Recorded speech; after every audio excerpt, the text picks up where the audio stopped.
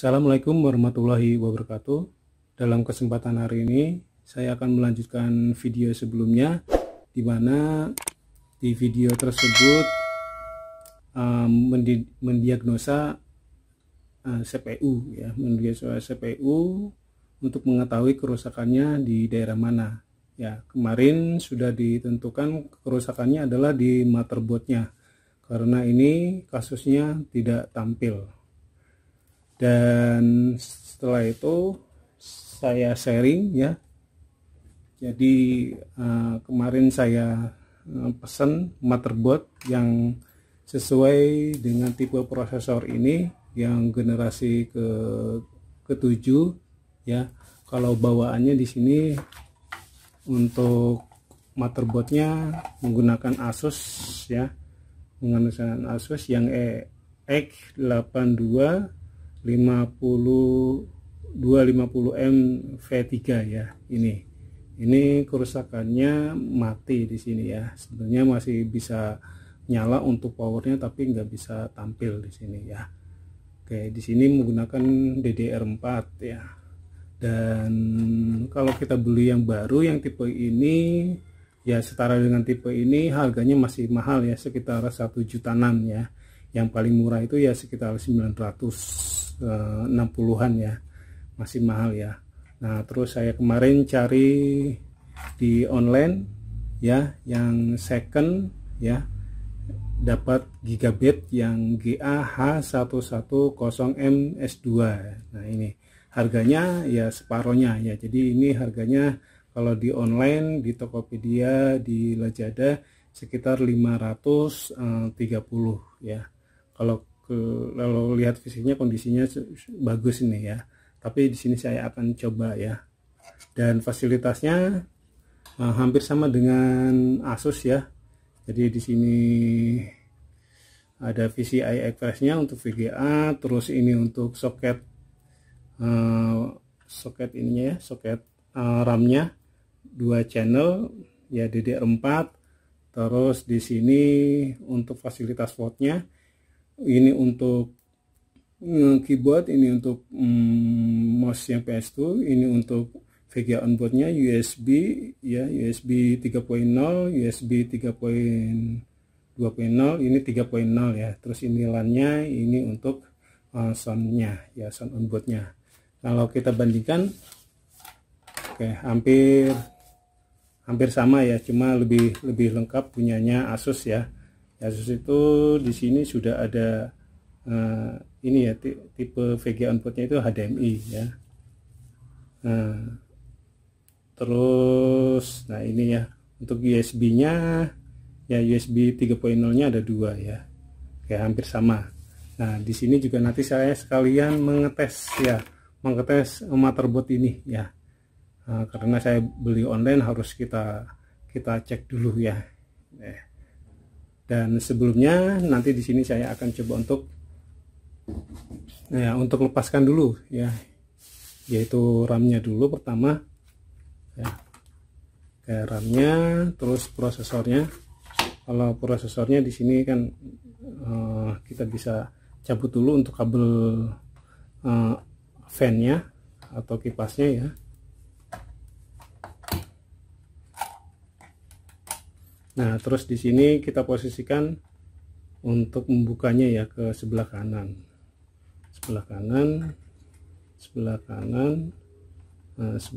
ya. Terus setelah itu nanti ditarik, ya, aja. Jadi kuncinya sudah terbuka. Oke, ini sudah terbuka. Nah, heatsinknya sekarang buka kunci untuk prosesornya ini, ya.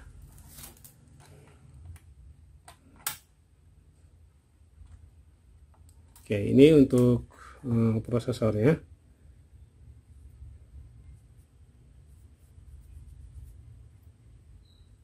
Oke, mudah-mudahan jelas, ya. Ini Core i3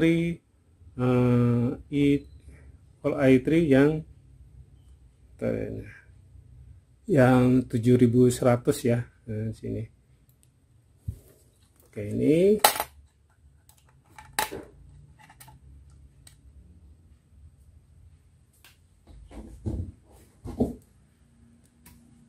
Oke, ini ya kita coba ganti dengan punyanya Gigabit ya. Ya. Oke, di sini kita buka dulu untuk penutup ya, penutup atau cover prosesornya. Oke. Terus di sini kita buka ya. Terus kita pasang ya. Dan tentunya juga di sini sesuai dengan kedudukannya ya.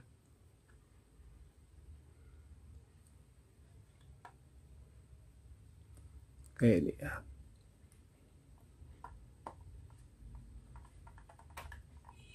Oke, biasanya kalau terbalik emang tidak bisa masuk, soalnya ada lekukan kanan kiri atasnya ya.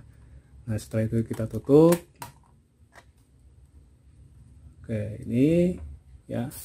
Terus sebelum kita masukkan fan-nya ya, biasanya di sini ada bekas untuk thermal pastanya, dan di sini kita harus menambahkannya sendiri ya. Nah, ini saya akan tambahkan thermal pastanya ya, itu untuk penghantar ya, menghantar panasnya supaya lebih perantaranya lebih bagus ya. Ya kurang lebih seperti ini ya, secukupnya.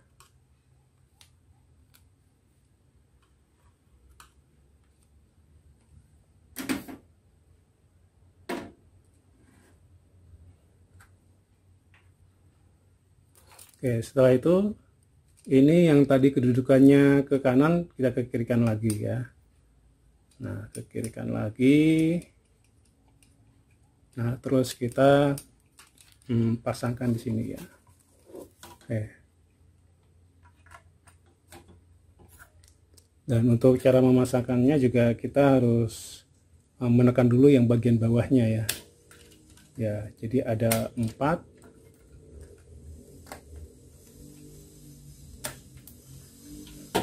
Nah, setelah itu baru kita tekan.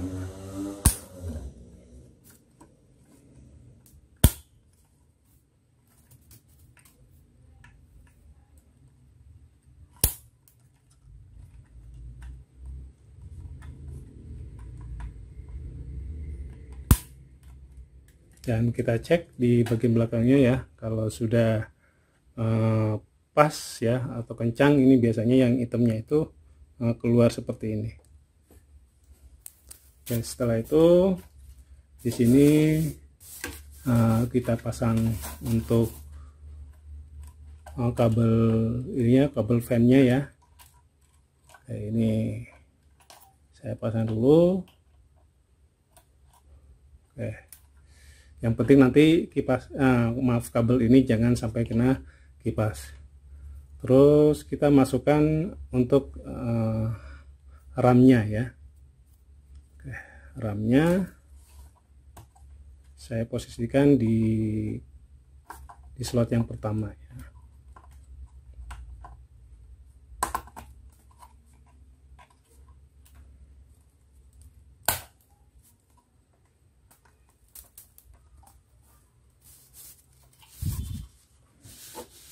Oke, seperti ini. Setelah itu kita pasang untuk powernya ya.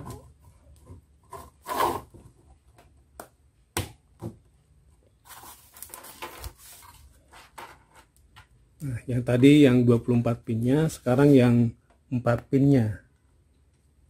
Nah, seperti ini. Oke, terus kita siapkan untuk keyboard dan mouse-nya ya. Oke, di sini biasanya cukup ini aja ya, cukup kabel power yang dimasuk ke power supply, terus LCD monitor atau monitor ya, terus sama keyboard nanti ya. Nah, ini untuk keyboardnya ya. Oke, kita pasangkan dulu untuk portnya ya. Portnya dulu ini ke VGA.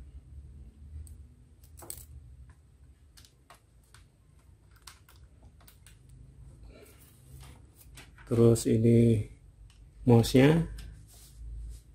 Nah, sekarang kabel powernya ya.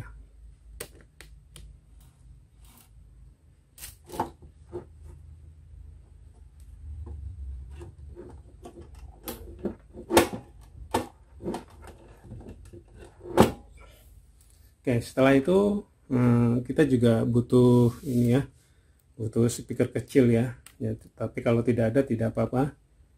Kadang juga di motherboard tertentu sudah tersedia ya.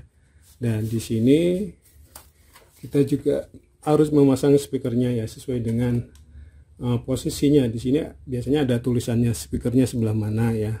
Nah, ini sebelah sini. Ini untuk mendiagnosa ya melalui suara bipnya ya. Setelah itu kita butuh obeng ya, butuh obeng untuk mengkonsletkan powernya ya. Nah, untuk powernya, oke, untuk powernya nanti posisinya di sebelah sini ya. Nah, ini di sebelah sini karena di sini sudah ada keterangannya, tinggal kita konsletkan ya. Oke, sini saya akan cobakan.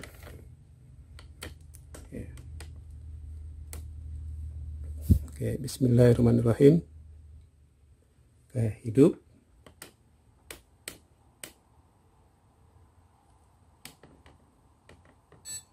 Oke, udah bunyi ya, tadi dengar ya. Nah, berarti sudah bisa masuk. Nah, ini sudah masuk ke BIOSnya ya. Oke, karena ini BIOSnya yang terbaru, berarti butuh colokan mouse ya. Nih, saya colokkan dulu untuk mouse-nya.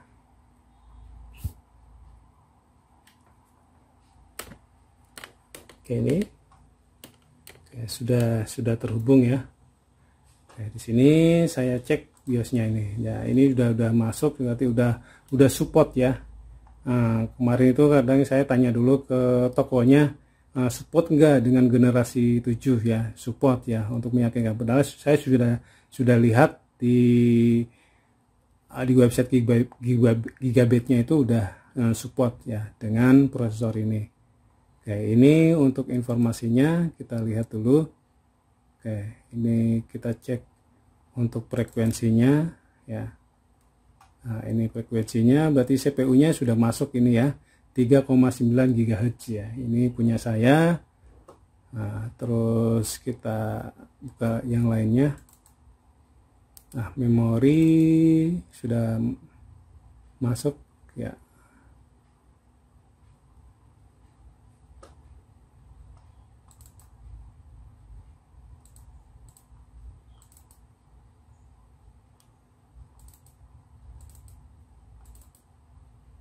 Oke, ini sudah sesuai, sudah cocok ya. Berarti nanti tinggal kita menginstal Windows-nya ya. Atau mungkin kan ini belum ada harddisknya, jadi harddisknya itu tidak saya lepas ya. Jadi nanti biasanya kalau motherboardnya dengan chipset yang berbeda harus menginstal Windows-nya kembali. Oke, saya kira cukup dulu untuk merakit komputer tanpa casing yang lanjutan dari diagnosa mengenai kasus CPU yang tidak tampil ya. Oke, saya kira cukup dulu. Semoga bermanfaat untuk video di channel ini. Wassalamualaikum warahmatullahi wabarakatuh.